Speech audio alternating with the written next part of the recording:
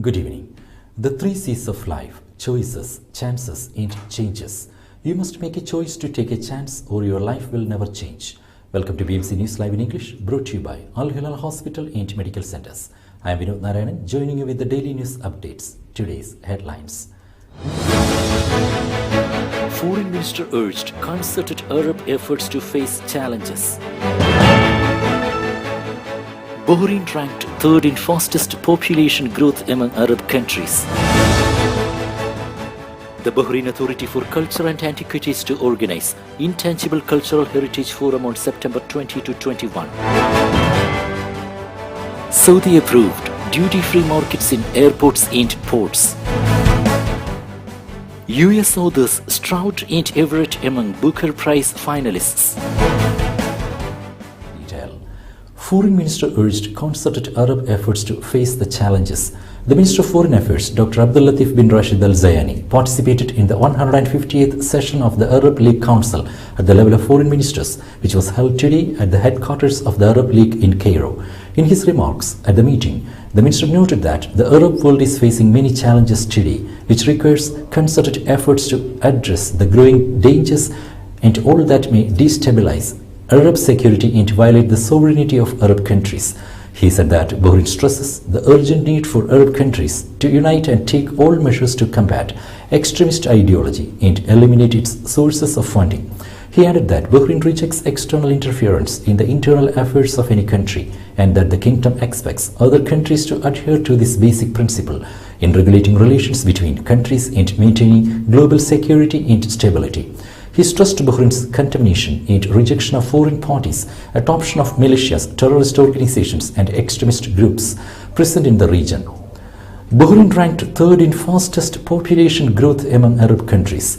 Bahrain was the third fastest growing Arab country in population between 2000 and 2021 at a rate of 163%, according to a World Bank report on the countries with fastest population growth. Qatar ranked first as the fastest growing country in population at the rate of 395% over 21 years, and the UAE came in second place, 219%, while Oman ranked fourth, 130%, followed by Kuwait, 112%. Youth and Sports Minister praised Bahrain-Saudi cooperation. Sports and Youth Minister Ayman bin Tawfiq Al-Mayed stressed Bahrain's keenness on further strengthening bilateral relations with the Kingdom of Saudi Arabia. He stressed the importance of developing joint ties by exchanging expertise and successful practices, youth visits and common programs between the two countries. Al-Mayed made the statement as he visited today Mohammed bin Salman bin Abdulaziz Foundation MISC in the city of Riyadh. He was informed by MISC Chief Executive Officer Dr. Badr bin Humoud about the goals of the non-profit institution, which aims to hone youth skills and tap into promising talents. The two sides discussed aspects of joint cooperation in the youth fields, focusing on opportunities to share training practices. They also discussed Bahrain's participation in MISC Global Forum. The minister praised MISC's mission and strategic goals to invest in youth and promote their skills and projects. He lauded the support of Saudi Crown Prince, Deputy Prime Minister and Defense Minister, His Royal Highness Prince Mohammed bin Salman bin Abdulaziz Al Saud. His Highness Sheikh Khalid bin Hamad hailed pioneer sports contributions.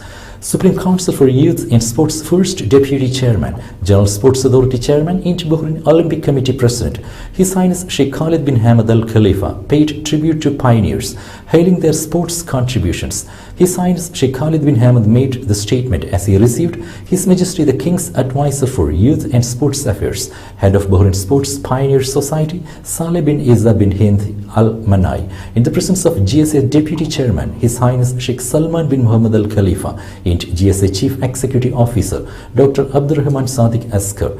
His Highness Sheikh Khalid was informed about the association's developments, hailing its members' dedicated efforts, which contributed to the sports achievements in the golden era. Al-Manai highlighted Bahrain's dossier to host first scientific conference, which will be held in October under the theme Arab Sports, Reality and Ambition. He expressed thanks to His Highness Sheikh Khalid bin Hamad for his support to all initiatives launched by the association, noting Bahrain's edge in hosting different sports events thanks to the Vice Leadership's care. Southern Governor chaired Security Committee meeting. Southern Governor His Highness Sheikh Khalifa bin Ali bin Khalifa Al Khalifa chaired the 8th Security Committee meeting for 2022 in the presence of his Deputy Brigadier Isa Tamir Al-Dosari and senior officers and officials. At the outset of the meeting of the Southern Governor welcomed the audience, affirming the role of the Security Committee in carrying out the directives of Interior Minister General Sheikh Rashid bin Abdullah Al Khalifa to cater to the needs of citizens and promote security and safety across the Governorate. His Highness commended the remarkable efforts to see the security bodies in boosting security in the Southern Governorate, noting the level of cooperation and coordination between the Governorate and the security bodies. Then His Highness the Southern Governor watched a visual presentation by the General Directorate of Traffic on preparations for the start of the new academic year to ensure traffic flow and student safety. After that, the Security Committee was briefed about the efforts of the Community Police Department at the Southern Governorate Police Directorate and its visit to schools marking the return of the students. His Highness praised the role of the community police to enhance community partnership with the students and their parents. Agreement to host IPU General Assembly in Bahrain signed. Bahrain's bicameral parliament and interparliamentary union have signed an agreement regarding the organization and the holding of the 146th IPU General Assembly and related meetings in March 2023 in Bahrain. More than 2,000 representatives of parliaments and delegations from 178 parliaments from across the world and international organizations will participate in the 5-day assembly in Bahrain. The assemblies will be jointly organized by the legislative and executive branches. The signing ceremony in Manama was attended by Speaker of the Council of Representatives Fawzia bint Abdullah Zainal, the Chairman of the Shura Council Ali bin Saleh Al Saleh, and the IPU Secretary General Martin Chinyao. The Kingdom's hosting of the IPU 146th Assembly is a clear evidence of the international confidence that the Kingdom has enjoyed. The Speaker said, it also reflects Bahrain's good standing in the international community, which comes as a result of the approach and lofty support of His Majesty King Hamad bin Isa Al Khalifa. She stressed. Zainal also emphasized the remarkable support from the government headed by His Royal Highness Prince Salman bin Hamad Al Khalifa, the Crown Prince and Prime Minister, and its steady cooperation with the legislative branch. The Bahrain Authority for Culture and Antiquities to organize Intangible Cultural Heritage Forum on September 20 to 21. The Bahrain Authority for Culture and Antiquities will organize the Intangible Cultural Heritage Forum on September 20 to 21 at the Flexible Theatre of the Bahrain National Theatre from 6 p.m. to 9 p.m. The 4th edition of the forum will highlight 4 elements of intangible heritage, namely Al-Mirada, wedding folklore, traditional music, and children's festivities folklore. The forum aims to strengthen relations among decision makers, experts, and practitioners in the field of intangible heritage, as well as highlight the elements of the Kingdom's intangible heritage in order to affirm their importance in the local community and measure it within the international and regional framework. The event will address a number of topics including the importance of preserving and protecting intangible cultural heritage through enhancing interaction with the public regarding cultural heritage in general. Today's COVID updates. Now we will be back after a very short break. Welcome.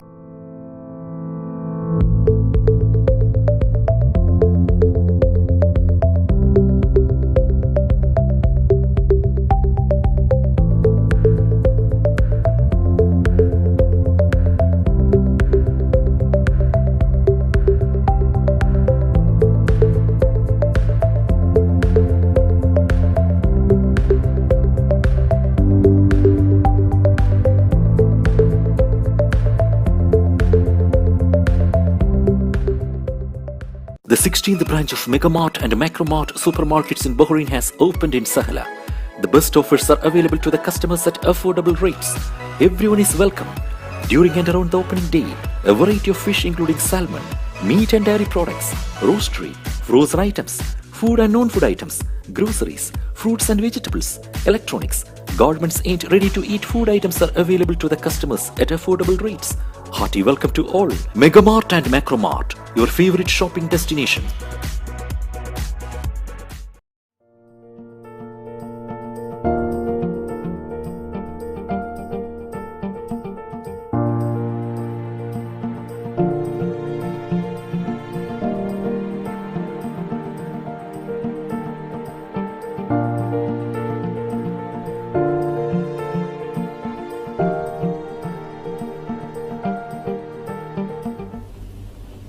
Today's COVID updates.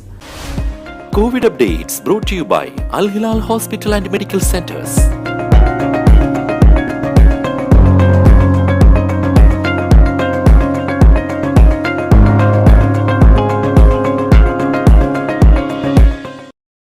Welcome back.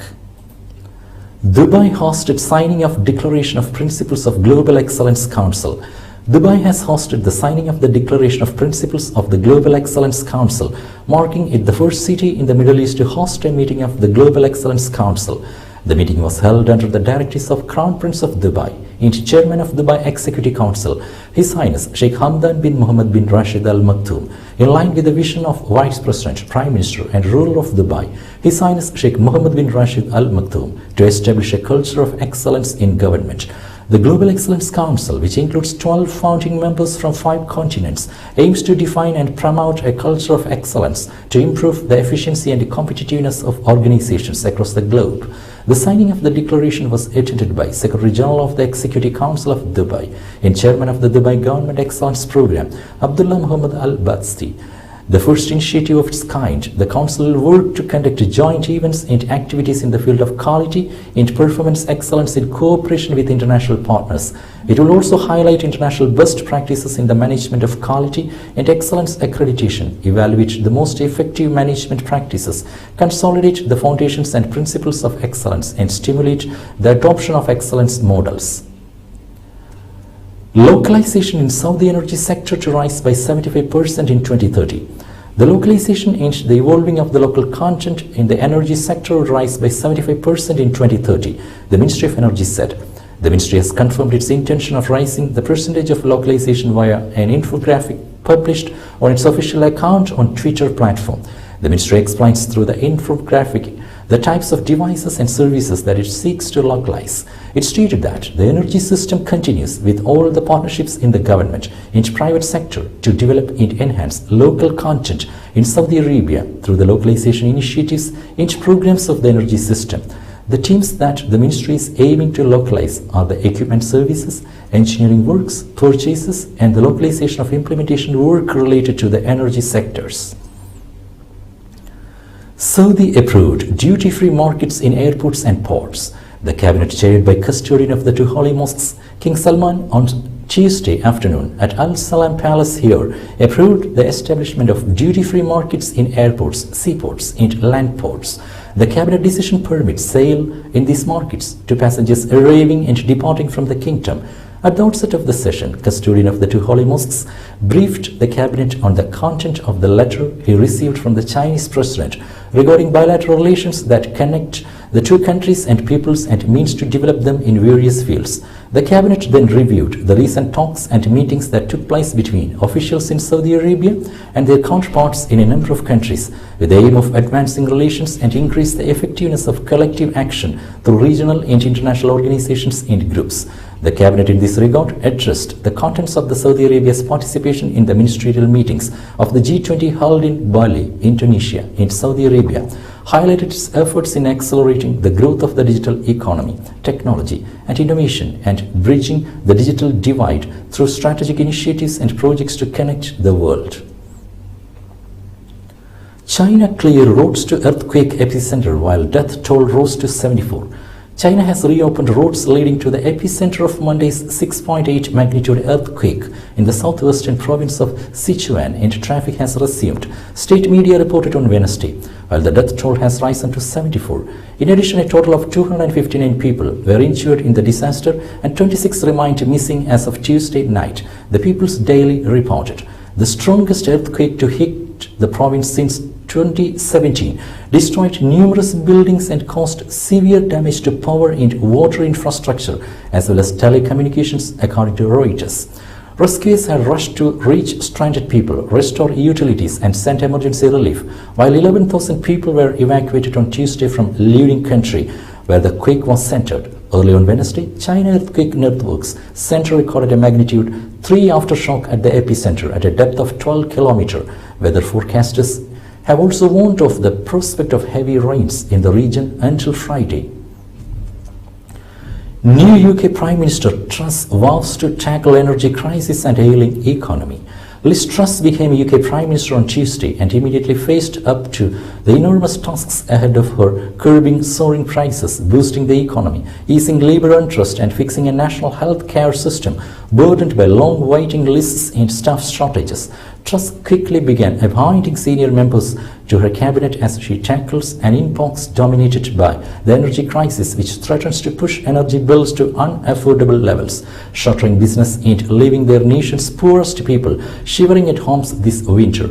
Truss, Britain's third female Prime Minister, named a top team diverse in gender and ethnicity, but loyal to her in her free market politics, Associated Press reported. US authors Strout and Everett among Booker Prize finalists.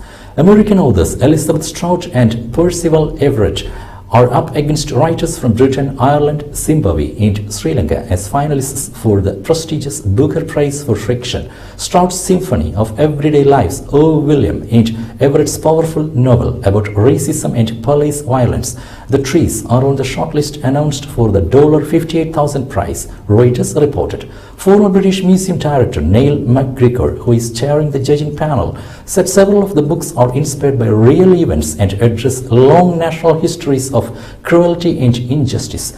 In Sri Lanka and Ireland, Zimbabwe and the United States, founded in 1969, the Booker Prize has a reputation for transforming writers' careers and originally open only to British, Irish and Commonwealth writers. Eligibility was expanded in 2014 to all novels in English published in the UK. Last year's winner was The Promise by South Africa's Damon Galgut. India supported all peaceful efforts to end Ukraine conflict, said Prime Minister Modi. Prime Minister Narendra Modi said that India has emphasized the need to adopt the path of diplomacy and dialogue from the very beginning of the Ukraine conflict. The Ukraine crisis and the COVID-19 pandemic have had a major impact on global supply chains, and India supports all peaceful efforts to end the Ukraine conflict, Prime Minister Narendra Modi said on Wednesday. In a virtual address to a gathering at the plenary session of the Eastern Economic Forum in Vladivostok that included Russian President Vladimir Putin, Modi said the ongoing shortages of food grains, fertilizers and fuel are a great concern for developing countries. Since the start of the Ukraine conflict, Modi has consistently called for an end to hostilities and a return to dialogue and diplomacy to find a resolution. He has also suggested there should be direct talks between the Russian and Ukrainian presidents. With that, we come to the end of today's news. Stay tuned for daily news updates in BMC News Live English at 7:30 p.m. every day. I am Vinod Narayanan signing off from BMC News Live. Good night.